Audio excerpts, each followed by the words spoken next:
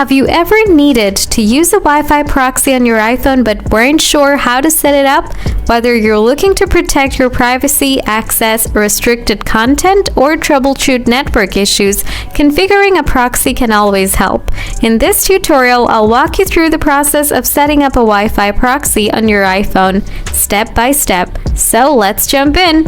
Open the Settings app on your iPhone, tap on Wi-Fi, then tap on eye icon next to the connected Wi-Fi network. Scroll down, look for the HTTP proxy section. Next, tap on Configure Proxy, then either choose Automatic if you have a Proxy Auto Config PAC script URL, and put the URL and press the Save button.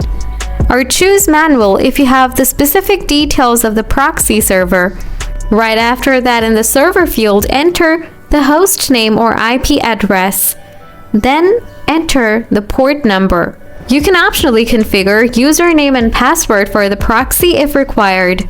To do that, tap on Authentication and enter the username and password accordingly. Finally, press the Save in the top right corner. I hope this video was useful to you in the configuring proxy by following my step-by-step instructions.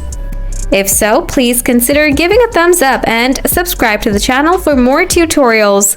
Thanks for watching. See you in the next one.